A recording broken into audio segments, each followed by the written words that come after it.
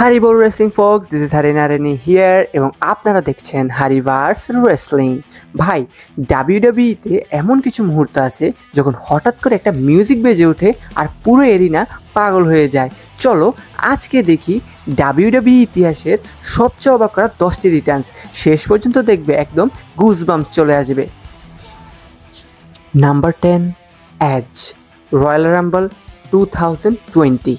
ভাবো তো, 9 বছর রিংয়ের বাইরে। সবাই বলেছিল এজ আর কখনোই ফিরবে না, আর তখনই বেজে উঠল সেই music.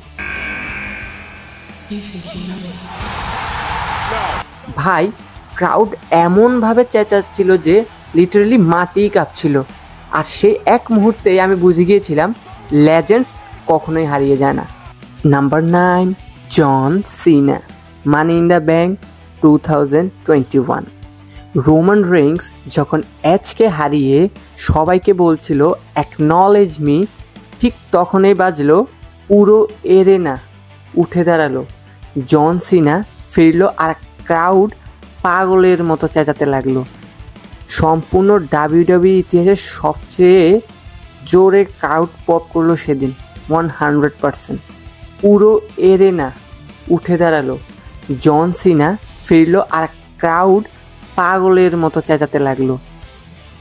Number 8, CM punk, survivor series 2023। 10 বছর পর ডাব্লিউডাব্লিউই আর পাঙ্ক একসাথে। ভাই, কেউ বিশ্বাসই করতে পারছিল না। আর যখন বাজলো, শিকাগোর ক্রাউড এমনভাবে ফেটে পড়লো, মনে হচ্ছিল ভবনটা ভেঙেই যাবে, পুরো ডাব্লিউডাব্লিউই এরিনাটা ভেঙেই যাবে। এই রিটার্ন ডাব্লিউডাব্লিউই ইতিহাসে লেখা থাকবে সোনার অক্ষরে। Number 7, the Hardy Boyz, WrestleMania 33। Ladder ম্যাচের ঠিক আগে নিউ ডে যখন রেসলমেনিয়ার হোস্ট ছিল, তখন নিউ ডে বলল there is one more team. সবাই ভাবছিল কে হতে পারে, আর তখনই বাজলো হার্ডি বয়েজের মিউজিক।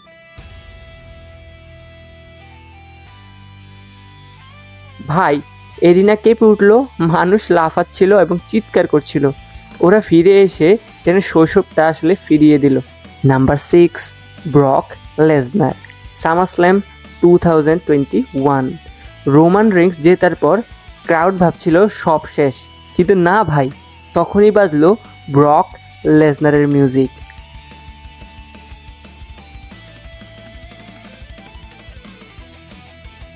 আর যখন ও বেরোলো নতুন লুকে, দাড়ি, পনিটেল এবং ম্যান বিয়ার্ড এবং হাসি নিয়ে, পুরো ডাব্লিউডাব্লিউই ইউনিভার্স চমকে গেল।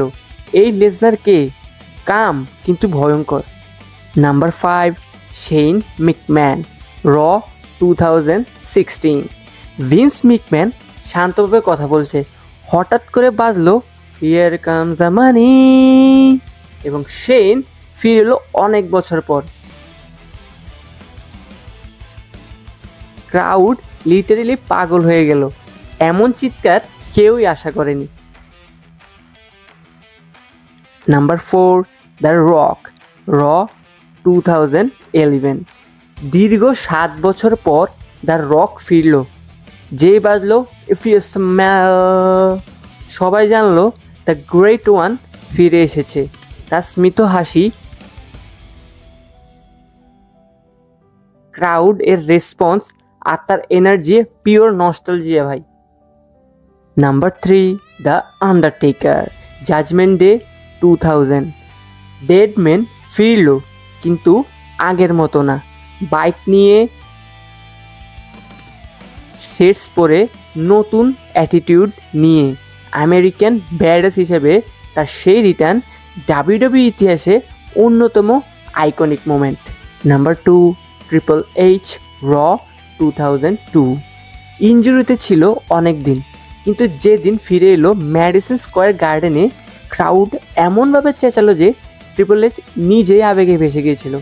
ওটা ছিল একটা কামব্যাক না, একদম ডিক্লারেশন যে the game is back. Number 1, Stone Cold Steve Austin, WrestleMania 38। দীর্ঘ 19 বছর পর আবার ভাঙল সেই কাচের শব্দ, গ্লাস শ্যাটার্স।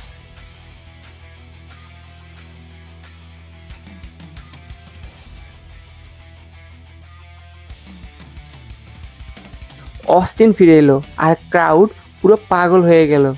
কেউ বসে থাকতে পারেনি, সবাই চেঁচাচ্ছিল অস্টিন অস্টিন। এটাই তো আসল রেসলিং স্পিরিট ভাই। তো এই 10টা রিটার্নের মধ্যে কোনটা তোমার কাছে সবচেয়ে পাগল করা মুহূর্ত ছিল কমেন্টে লিখে জানাও। আর এমনই গুজবাম্পস দেওয়া রেসলিং ভিডিওর জন্য আমাদের চ্যানেলটিকে সাবস্ক্রাইব এবং ফলো করে রাখো ভাই, কারণ এটা শুধু রেসলিং না, এটা আমাদের ভালোবাসা।